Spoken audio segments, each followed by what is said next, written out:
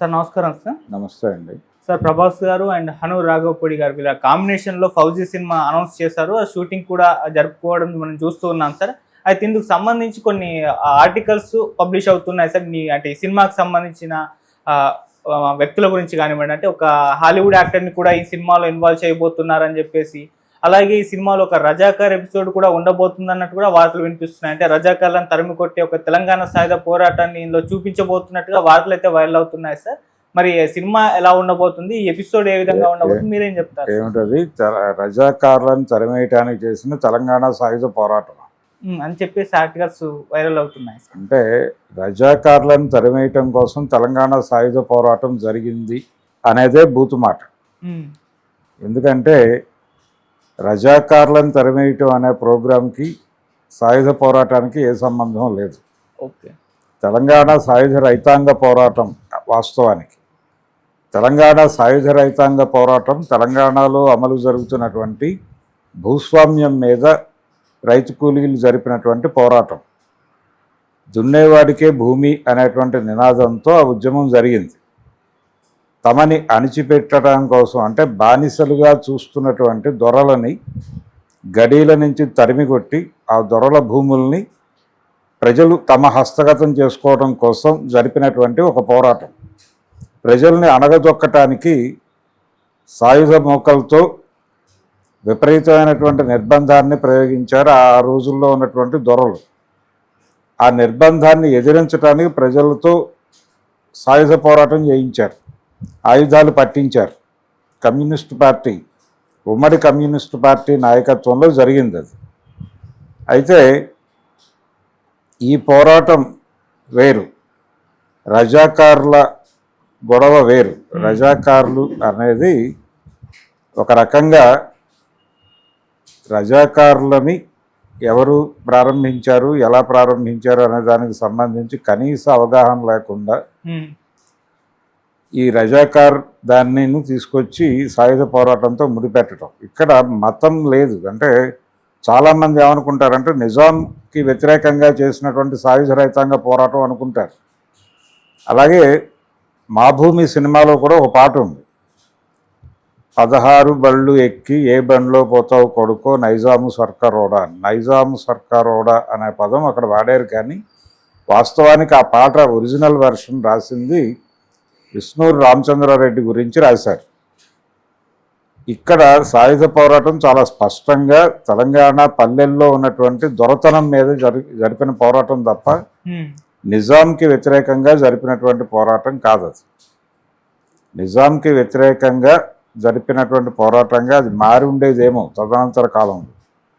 అంటే నిజాంకి వీళ్ళందరూ తొత్తులు. ఇక్కడ ముస్లిం వ్యతిరేకత ఏమీ లేదు. ఇక్కడ ఉన్నటువంటిది, ఇక్కడ ముస్లిం ప్రభువు ఇక్కడ జనాల్ని వేధించారు అనేటువంటి ఒక నేరేషన్, ఒక నేరేటివ్ని మార్కెట్ చేసేటువంటి ప్రయత్నం హిందూ శక్తులు, హిందుత్వ శక్తులు చేస్తున్నాయి. అదే నేరేటివ్లో ఇప్పుడు వెళ్ళే ప్రయత్నం చేస్తున్నట్టుగా మనకు అర్థమవుతుంది ఈ వాక్య, అంటే ఈ పదబంధం చూస్తే. ఇదే సెంట్రల్ ఐడియా అయి ఉంటే, అంటే ఒక రజాకార్ క్యారెక్టర్ ఉంది, ఆ క్యారెక్టర్ కోసం ఎవరో హాలీవుడ్ నుంచి ఒక ఆర్టిస్ట్ని తీసుకొచ్చారు, అతను మేకోవర్ కోసం ఏదో కష్టపడుతున్నారు అని రాశారు వీళ్ళు. సరే, ఆయన కష్టపడవచ్చు, ఏదైనా జరగచ్చు. ఇక్కడ దొరతనం గురించి మాట్లాడాలి. దొరలు హిందువులే. నిజాం నవాబు ముస్లిం, కానీ దొరలు హిందువులు అనే విషయాన్ని గుర్తుపెట్టుకోవాలి ముందు. ఈ దొరలు ఆయనకి తొత్తులుగా ఉండేవారు. నిజాంకి తొత్తులుగా ఉండి దేశ్ముఖులు, ప్రముఖులు, పటేళ్ళు, పట్వారీలు ఈ వ్యవస్థే నడిపింది. వీళ్ళందరూ కూడా ఆయనకి హుజూర్ అంటూనే మధ్య మధ్యలో వీళ్ళ పద్ధతుల్లో వీళ్ళు వ్యవహరించేవారు. ఒక నవలలో ఒక సీన్ ఉంటుంది, దాశరథి రంగాచార్య గారు రాసిన సీను. ఒక దొర కమ్యూనిస్టులు చేసినటువంటి సాయుధ పోరాటానికి భయపడి ఊరు వదిలి పారిపోతాడు, హైదరాబాద్ వచ్చేస్తాడు. హైదరాబాద్ వచ్చేసి ఇక్కడ పోలీస్ యాక్షన్ ఆపరేషన్ పోలో పేరుతో నిజాంని లొంగదీసుకున్న తర్వాత పటేల్ సైన్యాల మద్దతుతో ఇక్కడ కాంగ్రెస్ టోపీ పెట్టుకుని దొరలు తిరిగి ఊళ్ళకి చేరారు. ఈ కాంగ్రెస్ టోపీ పెట్టుకుని ఊరికి చేరుతున్నటువంటి దొర వస్తున్నటువంటి వెహికల్కి ముందు ఒక 2 పోలీస్ వాహనాలు, వెనకాల ఒక 2 పోలీస్ వాహనాలు వస్తూ ఉంటాయి. ఈ పోలీస్ వాహనాలు చూసుకుంటూ ఆ దొర చెప్పే డైలాగ్, ఇంత ప్రొటెక్షన్ ఇచ్చారు నాకు కాంగ్రెస్ ప్రభుత్వం, ఇదే ప్రొటెక్షన్ ఆ రోజుల్లో నిజాం నవాబ్ ఇచ్చుంటే నేను అసలు ఊరోజులు వెళ్ళే పరిస్థితే వచ్చేది కాదు అంటాడు. ఇది చాలా కీలకమైన సీన్. అంటే నిజాం నవాబ్ కంటే కూడా కాంగ్రెస్ ప్రభుత్వం వచ్చాక దొరలకి విపరీతమైనటువంటి గౌరవం దక్కింది. కాంగ్రెస్ ప్రభుత్వాలు వచ్చాకే దొరలందరూ కూడా రాజకీయాల్లో ప్రవేశించారు, వాళ్ళందరూ రకరకాలుగా పదవులు అనుభవించారు. అలాగే ఈ కింది వాళ్ళని అంతకంటే ముందు అంటే నిజాం ప్రభు రాజ్యంలో కన్నా కూడా ఎక్కువ హింసించారు, వేధించారు, కేసులు పెట్టారు. అలాగే వాళ్ళు ఆక్రమించుకున్నటువంటి భూములన్నీ మళ్ళీ వెనక్కి లాక్కుని పేదల్ని పేదలుగానే ఉంచేటువంటి ప్రయత్నం బలంగా చేశారు కాంగ్రెస్ మద్దతుతో. దీన్ని ఎస్టాబ్లిష్ చేస్తూ సన్నివేశం రాశాడు ఆయన. ఇది వీళ్ళకి పట్టదు. ఇక్కడ మత మార్పిడులు జరిగాయి, రజాకారులు ఇక్కడ మతరాజ్య స్థాపన చేయటం కోసం చేశారు. కాసిం రజ్వీ నాయకత్వంలో ఒక ఇదేంటంటే కాసిం రజ్వీ తర్వాత ఇక్కడ నుంచి పారిపోయాడు, ఆయన వెళ్ళి అక్కడ చనిపోయాడు పాకిస్తాన్లో. అయితే మతరాజ్య స్థాపన, మత మార్పిడులు వ్యవహారం కూడా నడిచిన మాట వాస్తవమే, కానీ అది పూర్తి స్థాయిలో జరగలేదు. అంటే ఇక్కడ అంజుమన్ల పేరుతో మత మార్పిడులు చేశారు, కానీ ఆ మత మార్పిడులు కింది కులాల వాళ్ళని చేశారు. పై కులాల వాళ్ళు ఎవరు మతాలు మారలేదు, ఇక్కడ దొరలు ఎవరు మతాలు మారలేదు. కూలి పనులు చేసుకునేటువంటి వాళ్ళు మారారు, కింది కులాల వారు మాదిగలు ఇలా మారారు. మారినప్పుడు వాళ్ళకి పనులు ఇవ్వలేదు దొరలు. ఎందుకు పనులు ఇవ్వలేదంటే, మీరు నవాబు గారి మతంలోకి మారిపోయారు కదా, నిజాం నవాబు మతంలోకి మీరు మారిపోయారు కదా, మీతో పనులు ఎలా చేయించుకుంటాం మేము అని చెప్పి బయట నుంచి కూలీలను తెప్పించుకోవడం మొదలుపెట్టారు. వీళ్ళ రోజువారీ జీవనం దెబ్బతిని అయ్యా ఇలా అయితే అలాగా మాకు పని చేసుకోవాలి కదా అని అడిగారు. అయితే మళ్ళీ మీరు హిందూ మతంలోకి వచ్చి కులంగా మారిపోతాయి, అప్పుడు మీకు పనులు ఇస్తామని చెప్పారు. పనులు ఇస్తామంటే వాళ్ళు మళ్ళీ ఆర్య సభ ఉంది ఇక్కడ, వాళ్ళతో ఘర్వాపసి ప్రోగ్రాం, శుద్ధి కార్యక్రమం అని ఒకటి జరిగింది అప్పుడు. ఆ శుద్ధి కార్యక్రమం కింద మళ్ళీ వాళ్ళని హిందూ మతంలోకి తీసుకుని వాళ్ళతో కూలి పనులు చేయించుకున్నారు హాయిగా. ఈ రెండు ప్యారలల్గా నడిచినాయి. ఈ సందర్భంగా అంటే నిజాం నవాబుకి లొంగని ప్రాంతాలలో యుద్ధం చేయటం కోసం ఏర్పాటు చేసుకున్నటువంటి ఒక ప్రైవేట్ ఆర్మీ, అది మతరాజ్య స్థాపన లక్ష్యంగా పనిచేసి జనాలందరినీ వేధించింది అని చెప్తారు, కానీ అంత కాన్సెప్చువల్ యుద్ధమేమీ జరగలేదు. రజాకార్ల పేరుతో దాడులు జరిగిన మాట వాస్తవం కొన్ని ఏరియాల్లో. అది కూడా టార్గెట్ చేసి ఎక్కడైతే నిరసనలు ఉన్నాయో అక్కడ అణచివేత కోసం ఏర్పాటు చేసుకున్న ఒక ప్రైవేట్ ఆర్మీ మాత్రమే అది. ఆయన అంటే ఈ నిజాం స్టేట్ని పాకిస్తాన్లో కలపాలి అన్నాడు ఆయన. అంటే ఇప్పుడు మనం పాకిస్తాన్లో కూర్చొని మాట్లాడుకునే వాళ్ళం, ఒకవేళ అది జరుగుంటే పాకిస్తాన్లో కలపాలి అనే నిజాం అనటం వెనకాల కాసిం రజ్వీ ఇన్ఫ్లుయెన్స్ ఉంది, తన ప్రోద్బలం ఉంది. ఆయన ఆ మాట అన్నాడు. తర్వాత ఆ మాట అన్నందుకే ఇక్కడికి పోలీస్ యాక్షన్ జరిగింది. అప్పుడు పటేలు సైన్యాలని పంపించి లొంగ తీసుకోవటం అనే ప్రోగ్రాం నడిచింది. ఈయన సరెండర్ అయ్యాడు. అంటే ఇది తర్వాత కాశ్మీర్ కూడా ఇండియాలో కలవము అన్నారు, అలాగే పాకిస్తాన్లోనూ కలవము, అది స్వతంత్ర దేశం అన్నారు. ఈ స్వతంత్ర దేశం అన్నటువంటి వాళ్ళని అలాగే పాకిస్తాన్లో కలుస్తాం అంటే ఎవరు ఎందులో కలవాలనుకుంటే అందులో కలవండి అన్నారు సంస్థానాలు. అన్నప్పుడు వాళ్ళు ఇచ్చిన ఆప్షన్ ప్రకారమే మాట్లాడాడు, నేనేమీ తప్పు మాట్లాడలేదు. కానీ పోలీస్ యాక్షన్ చేసి సరెండర్ చేసుకున్నారు, అయిపోయింది. ఆపరేషన్ పోలోలో ఈయన సరెండర్ అయిపోయాడు. ఈయన్ని ఒక ప్రముఖుగా గుర్తించి పక్కన కూర్చోబెట్టి వాళ్ళు హ్యాండ్ ఓవర్ చేసుకున్నారు. పటేల్ గారి నేతృత్వంలో జరిగినటువంటి విలీనం, సంస్థాన విలీనం. ఆ తర్వాత జరిగినటువంటి ఎన్నికల్లో కాంగ్రెస్ ప్రభుత్వమే వచ్చింది ఇక్కడ బుర్గుల రామకృష్ణారావు సారథ్యంలో. సెకండ్ వరల్డ్ వార్ ఇన్సిడెంట్లు అని చెప్తున్నారు వీళ్ళు సినిమాలో. అంటే 42 ప్రాంతాల్లో జరిగింది యుద్ధం. రెండవ ప్రపంచ యుద్ధానికి ఇక్కడ బ్రిటిష్ ప్రభుత్వం మిత్రపక్షంలో ఉంది అప్పుడు. అంటే సోవియట్ రష్యా కూటమిలో ఇంగ్లాండ్ కూడా ఉంది. ఉండటంతో ఇక్కడ కమ్యూనిస్టులు దాంతో ఎలా వ్యవహరించాలో తెలియక ఒక చిన్న కన్ఫ్యూజన్కి గురయ్యారు. ఈ గురవుతున్నటువంటి ఈ సందర్భాన్ని దృష్టిలో పెట్టుకుని గాంధీ గారు ఒక ముద్ర వేశాడు వీళ్ళ మీద, సామ్రాజ్యవాద తొత్తులు అని. ఇది బ్రాండ్ చాలా కాలం నడిచింది. కాంగ్రెస్ పార్టీ ఇది ఒక దుష్ప్రచారం చేసేది. అంటే సోవియట్ రష్యాని కాపాడుకోవటం అనే ప్రోగ్రాంలో భాగంగా ఆ మాట అన్నారు. అంతే తప్ప ఇక్కడ ఉన్నటువంటి పాలకులకు వ్యతిరేకంగా కాదు. అయితే ఎక్కడికక్కడ స్థానిక పరిస్థితుల మేరకు నిర్ణయాలు తీసుకోవాలి. ఇదే విషయం స్టాలిన్ చెప్పారు. తర్వాత వీళ్ళకి పూర్తిగా అర్థం కాలేదు, సాయుధ పోరాట విరమణ ప్రకటించారు. ఈ నేపథ్యాన్ని మొత్తాన్ని తీసుకుని కన్ఫ్యూజన్తో సినిమా తీయబోతున్నారు అనేది అయితే అర్థమైంది. ఇందులో ప్రభాస్ చేస్తున్నటువంటి క్యారెక్టర్ బ్రాహ్మణ యోధుడి పాత్ర అన్నారు. ఈ ఫౌజీ అనేది బహుశా సైన్యంలో రిక్రూట్మెంట్ సెంటర్లో పెట్టారు ఇక్కడ బ్రిటిష్ వాళ్ళు. ఎక్కడ సికింద్రాబాద్ కంటోన్మెంట్, ఈ వ్యవహారం అంతా అదే.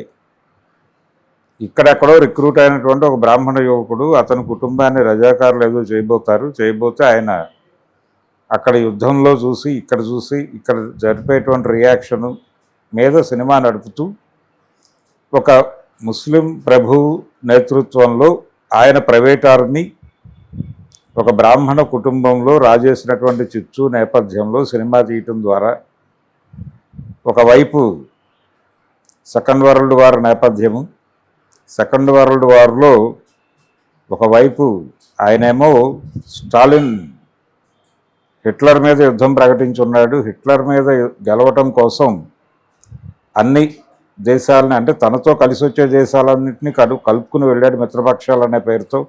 ఇంగ్లాండ్ అటువైపు ఉంది. మరి ఫౌజీ ఎవరి పక్షాన పోరాడతాడు అంటే, ఒకవేళ ఈ ఫౌజీని తీసుకెళ్ళి అప్పుడు ఆయన ఒక ఆర్మీని క్రియేట్ చేశాడు, నేతాజీ సుభాష్ చంద్రబోస్. ఆయన ఏర్పాటు చేసినటువంటి సైన్యం బ్రిటిష్ ఆర్మీకి వ్యతిరేకంగాను అలాగే సోవియట్కి వ్యతిరేకంగాను హిట్లర్తో కలిసి పోరాటం చేసి ఈ మిత్రపక్షాలను ఓడించటం ద్వారా భారతదేశానికి స్వతంత్రం తీసుకురావాలి అనేటువంటి ప్రోగ్రాంతో ఆయన ఆజాద్ హింద్ ఫౌజ్ అని చెప్పి ఒకటి ఏర్పాటు చేశాడు. బహుశా ఈ ఆజాద్ హింద్ ఫౌజ్తో ఈయనకి ఏమైనా లింక్ ఉందా, ఈ ప్రభాస్కి, ఈ ఫౌజీకి ఆ ఫౌజ్తో ఏమైనా లింక్ ఉందా అనేది ఒక డౌట్. ఆజాదీ హింద్ ఫౌజ్లో ఉన్నటువంటి ఒక బ్రాహ్మణ యువకుడు ఈ నేపథ్యాన్ని ఆల్రెడీ భారతీయుడి సినిమాలో వాడాడు శంకర్. ఆ యువకుడు ఇక్కడ తెలంగాణలో తన కుటుంబాన్ని ఒక ముస్లిం ప్రైవేట్ ఆర్మీ రూయన్ చేయడానికి ట్రై చేసినప్పుడు ఈ రెండింటి మీద ఆయన రియాక్ట్ అయిన పద్ధతి, దీనిలో ఒక అద్భుతమైన కెమిస్ట్రీ వర్కౌట్ చేయొచ్చు. ఆ కెమిస్ట్రీ ఏంటంటే, ఒకటి, ప్రపంచం అంతా ఇప్పుడు ఉగ్రవాద మతంగా మాట్లాడుతున్నటువంటి ఇస్లాం మీద దాడి చేయొచ్చు, అలాగే కమ్యూనిస్టుల మీద దాడి చేయవచ్చు. ఇన్ని వెసులుబాట్లు ఉన్నాయి. ఈ వెసులుబాట్లన్నీ వాడేసుకుని ఆ సినిమా తీసి ప్రభాస్తో ఒక పాన్ ఇండియా మాత్రమే కాదు గ్లోబల్ సినిమా తీసేసి ఒక అద్భుతమైన విజయాన్ని సాధించి సీతారామం సినిమాతో సెన్సిబుల్ డైరెక్టర్ అనిపించుకున్నాడు ఆయన.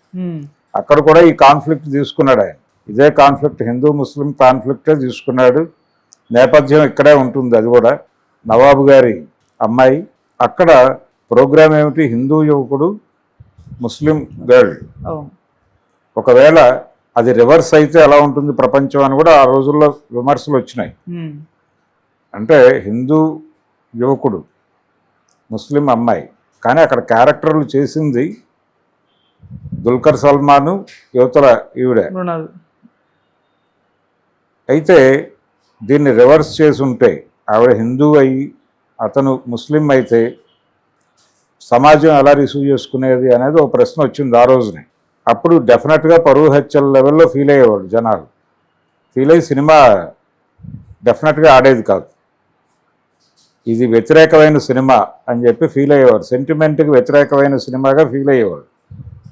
ఎప్పుడైతే ఆ అమ్మాయి ముస్లిం అయి ఇతను హిందువుగా చూపించాడో డైరెక్టరు, అప్పుడు ఇది ఆ వ్యవస్థను కంట్రోల్లోకి తీసుకునేటువంటి సినిమాగానే భావించారు.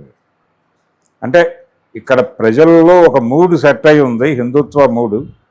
ఆ మూడుకి కనెక్ట్ అయ్యే సబ్జెక్టుగా మారింది. అప్పుడు ఆ రోజునే ఆయన ఆ మ్యాజిక్ చేశాడు. ఇప్పుడు అదే మ్యాజిక్ని ఇంకొంచెం బిగ్గర్ స్కేల్లో చేయబోతున్నాడు అనేది అర్థమవుతుంది. చాలామంది అది చాలా ఆహ్లాదంగా తీశాడు ఆ సినిమా, చక్కటి ప్రేమ కథ అని మాట్లాడారు, కానీ దానిలో కూడా ఒక కుట్ర ఉంది. దానిలో ఏ కుట్ర అయితే చేశాడో అదే కుట్రని మరోసారి బిగ్ స్కేల్లో ప్రభాస్తో చేయబోతున్నాడు హను రాఘవపూడి అనేది అర్థమవుతుంది. సో ఈ సినిమా కూడా మామూలు ఇస్లాం వ్యతిరేకత రెచ్చగొట్టడం ద్వారా హిందువుల హృదయాలని గెలిచి బాక్సాఫీస్ దగ్గర అద్భుతమైన వసూళ్లు రాబట్టాలి అనేటువంటి ఒక జనరల్ ప్రోగ్రాం అందరూ చేస్తున్న పనే. తండేల్లో అల్లు అర్జున్ గారు ఏం చేశాడో, అల్లు అరవింద్ గారు ఏం చేశారో అదే ఇక్కడ హను రాఘవపూడి చేయబోతున్నాడు. ఈ సినిమాకు కూడా వెనకాల నిర్మాతల దన్నుంది.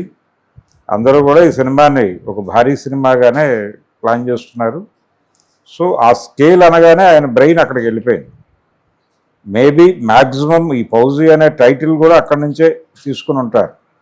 ఆజాద్ హింద్ ఫౌజ్ నుంచి, ఆజాద్ హింద్ ఫౌజ్కి తెలంగాణలో రజాకార్ల కార్యక్రమాలకి, బ్రాహ్మణ్యానికి, హిందుత్వాకి లింక్ పెట్టేసి ఒక టానిక్ తయారు చేసి వదలబోతున్నాడు. ఈ సినిమాని మరి ప్రజలు అంటే తండేలు సినిమా విషయానికే బోరింగ్ అయిపోయింది జనాలకి. అయిపోయి పెద్దగా ఆ సినిమా వైపు చూడలేదు జనాలు. ఒక మోస్తరు చూశారు అంతే, హిట్ అని వాళ్ళు చెప్పుకుంటున్నారు, నెంబర్లు వేసుకుంటున్నారు, కానీ థియేటర్ల దగ్గర జనాలు కనిపించడం లేదు. మరి ఈ సినిమా ఎలా జనాల్ని కనెక్ట్ చేసుకుంటుందో చూడాలి. అంటే జనాల్లో ఆ ఎమోషన్ అంటే రెగ్యులర్ అయిపోయి అలవాటు పడిపోయి చిరాకు పడుతున్నటువంటి ఒక సందర్భంలో ఉన్నాం మనం అనే విషయం మర్చిపోతున్నారు ఫిల్మ్ మేకర్. మర్చిపోయి ఎంతసేపు వాళ్ళకి ఎన్డీఏ మూడోసారి గెలిచింది అనేదే వాళ్ళకి అర్థమవుతోంది, కానీ నార్త్లో 60 సీట్లు కోల్పోయారు వాళ్ళు, 63 సీట్లు కోల్పోయారు అనే విషయం వాళ్ళ స్ఫురణలోకి రావట్లా. ఇప్పటికీ దేశం అదే మూడ్లో ఉందనుకుంటున్నారు. ఇలాంటి కథల కంటే కూడా పుష్ప 2 లాంటి కథలు బెటర్. అలాంటివి ఏదైనా చేసుకుంటే ప్రభాస్కి ఇతనికి కూడా ఉపయోగం. వీళ్ళేదో సిద్ధాంతం చెప్పి దేశాన్ని కాపాడటం కోసం సినిమాలు తీస్తున్నాం అనే భ్రమలో జనాల బుర్రల్లో విషం నింపే ప్రయత్నం చేస్తున్నారు.